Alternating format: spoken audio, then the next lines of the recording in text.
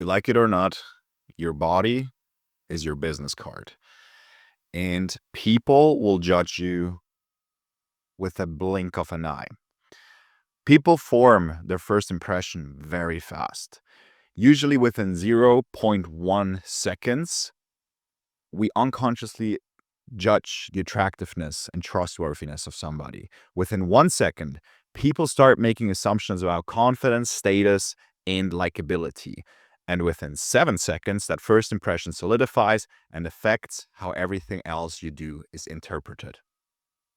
These are hard facts, science-based numbers that, we like it or not, will have a significant impact in every area of your life. If that's business, if that's relationship, if that's private, all of that, how you carry yourself, your body language, your health status, your fitness state, all of that will affect how people perceive you, in what box they put you, and ultimately what they're going to be okay with you doing with them. Of course, you can get these reshaped over time. And, like if you put in a lot of effort and you show like, oh, you're still, despite a first impression, like, I mean, there's a reason why it comes from it. You never get a second chance for a first impression. But you can obviously reshape that a little bit. And, like if your initial first impression wasn't as good, like you can work back up to that. The question is, how much opportunity do you get to do that so what somebody else can change their mind about you? Let's imagine, because it depends on the situation. Maybe think back in the past where you've been dating someone. If you didn't have a good first impression on the first date, you're not going to get a second date. So there's no chance to get that back, that to rework that first impression, so to say.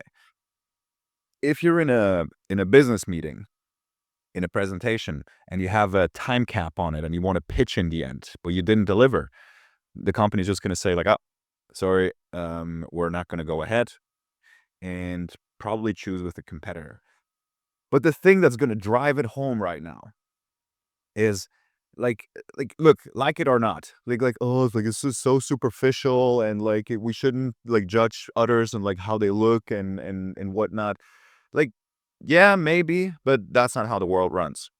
We have subconscious programming in ourselves that if somebody is having great posture, is in great shape, visibly takes care of themselves, and takes pride also like in how they carry themselves, they are perceived as of higher status.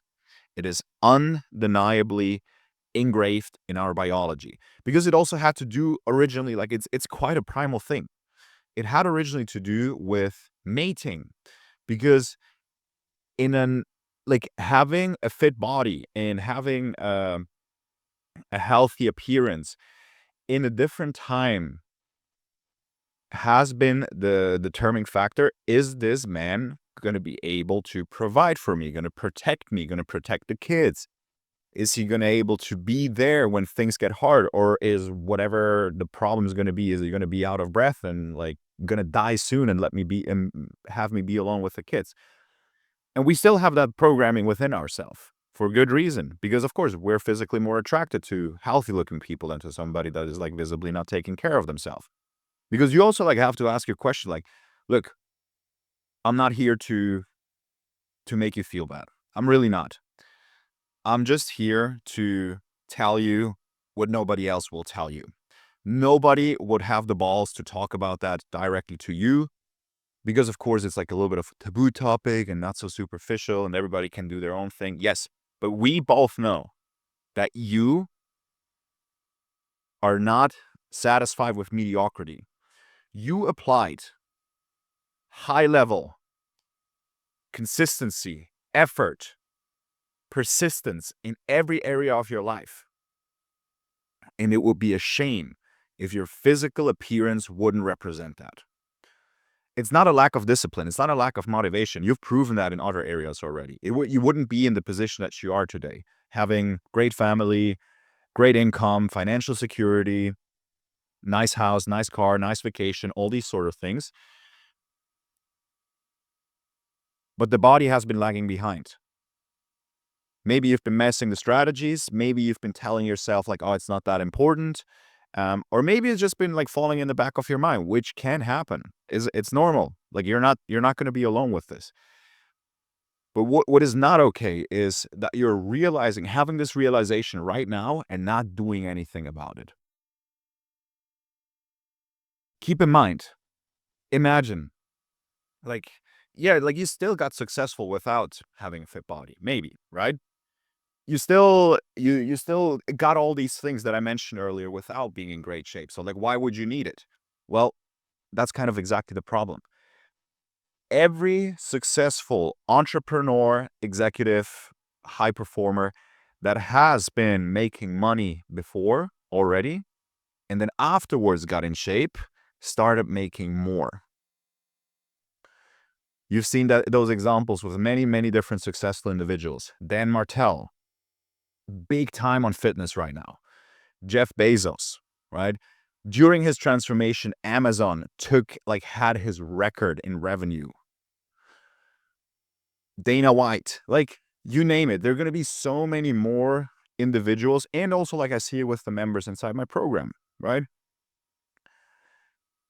At least, the thing is, like, I can't really like quote unquote advertise with that. But over 50% of the members that go through their first 6 months through their initial transformation inside the program receive a promotion within this first 6 months of their transformation. Not because they became smarter, not because they got like 20 new certifications or whatnot, but because they became more resilient, because they become more energetic, because they become more reliable, because they started showing up differently. And if your body aligns with your ambition, people notice. We had guys becoming like getting offered sales director roles. We had guys like becoming the VP for VP for whole Western Europe in a multi-billion medical device company. Like big moves, and they started making so much more money. And each of these individuals, whether it's Bezos, Dan Martell, or let's say members that I've had inside my program, all of them, yes, they had money before, but they would have done it differently today and would not wait until the moment where they hit rock bottom to take care of their health. Because if they would have done that 10, 15 years ago already, how much further could they be? Because imagine like how it's going to be. Like imagine the impact of it. Let's say you have two executives. Let's say they both want to pitch something in a meeting, right? They have the same qualifications, they have the same experience, they have the same background. Like, let's imagine they're like, from a qualification standpoint, they have all the same. The only difference now, however, is one of them looks tired, out of shape, not as fresh, doesn't have like great visible energy, like has not the great body language, posture is a little bit rounded over, belly is hanging over the belt. And the other one, lean, energetic, wears slim fit, looks amazing, has broad shoulders, strikes of energy, is not dependent of like 10 coffees in the day, and is just like has some magnetic confidence in himself. Both same qualifications, but who do you think will get the job? Who will get the contract? Who will get the deal? We both know the answer. And this is exactly the reason why it is a no-brainer to prioritize this more. Because taking care of yourself, taking care of your health is not a thing that you can only do once you have time. This is the biggest lie and misconception in this. If you if you think you can only do this in perfect season when there's no busy season ahead, you're already planning for failure as soon as it gets busy again. So you have to be able to embrace it during the busy times already, because if you make it work in the busy times, you'll 100% also have it stick in the good times. It's it doesn't take that much time, to be honest, in any case. Because with, for example, like the systems that we use internally, like some of our members only work out 2 times a week for 35 minutes. I think an hour per week, an hour, 10 minutes per week is something that everybody can spare for improved health, energy, vitality, a better confidence, better life quality. And the crazy thing is about it, like we're only talking about the exercising part. Exercising is not, you're not spending time exercising. You're investing it, because studies have shown, especially in the medical, in the, what is it called? The new journal of medicine, New England Journal of Medicine has had multiple studies showcasing that exercising is not spending time, it's investing. For every hour you work out, you will get back 3.6 hours in an extended life. You're not spending time. You're returning with a 260% ROI. Find me another asset that provides this crazy of a result. To make it simple, I know this sounds all difficult. Maybe we're from the position you are like, oh, I have so much to do. I have family. I have all of that. Like, I get it. Look, I get it, man. But this doesn't mean you can blame outside circumstances, throw your hands in the air and not do anything about it. Because if Bezos can do it, Martel can do it, they all run multi-billion companies. Bezos runs multi-billion companies. Martel is on a way to there. But if they can do it, you surely can, because they also have kids, they also have family, they also have responsibilities, they also have more projects.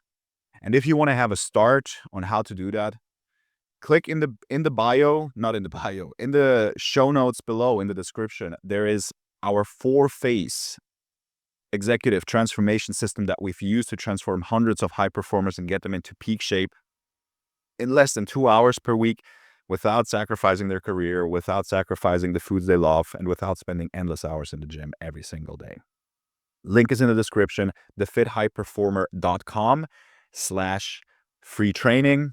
You can get access to that, you can watch it, and you can see the exact 4-phase system that we are using, the proven system that we're using, and transform hundreds of executive men, high performers before.